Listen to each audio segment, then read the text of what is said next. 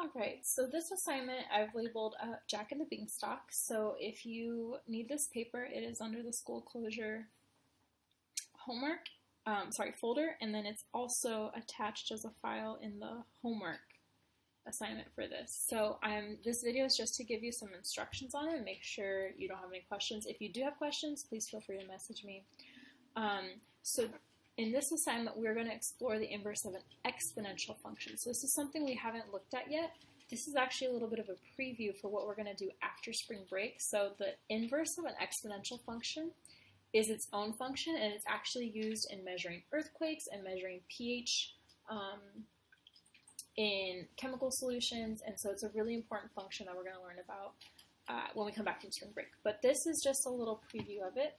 So if you go ahead and read the instructions, you'll see that Jack is planting his magical bean, and so this stalk is growing really high, and he's recorded times for the first 10 hours. Of course, he's not supposed to watch it grow, so he uses the function b of t equals 3 to the t, where b is in feet and t is in hours.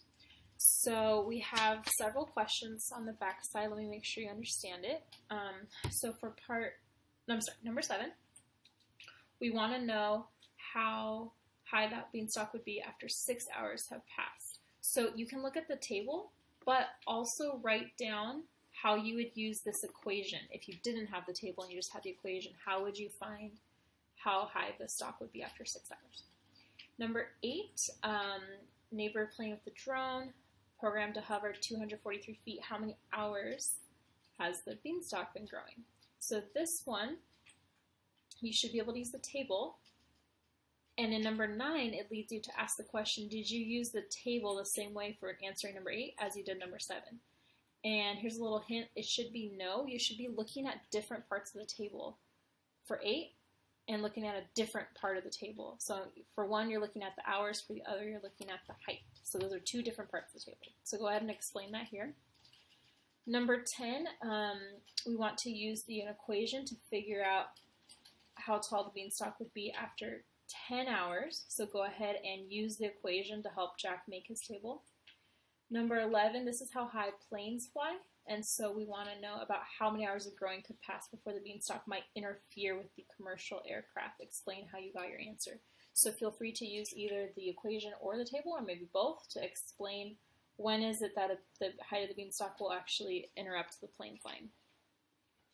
Number 12 and 13 are just practice finding inverses using the table. This can be really helpful for your team test on Thursday, making sure that you know how to find inverses from a table. So here's just a little reminder that when you plug in x into f, out comes that y value. But for the inverse, you plug in y and out comes the x value. Because remember, the inverse does the opposite operation, opposite order, so it switches your x and y values.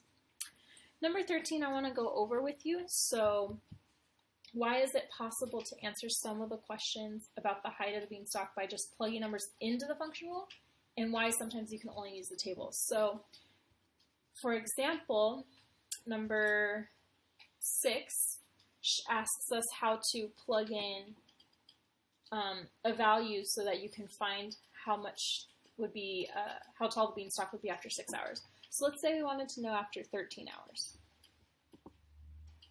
You would plug in 13 into your function, 3 to the 13th power, and I'm going to grab my calculator.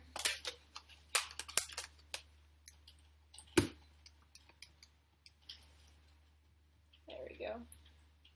159,432,3.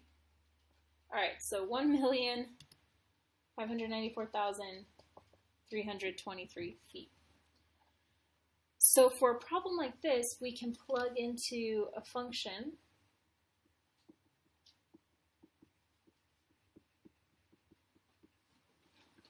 when we know the x value. However, for something like number 8, we needed to know about how many hours had been growing when it hits 243. I cannot plug 243 into my function to find the height because 243 is the height. I need to find the x. So for something like number 8,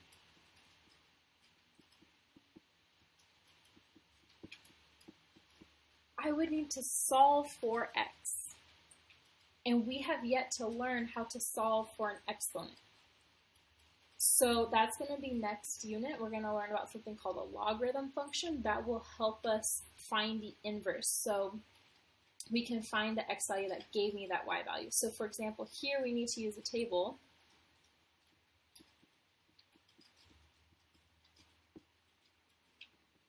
To find the x value that gave me that y value.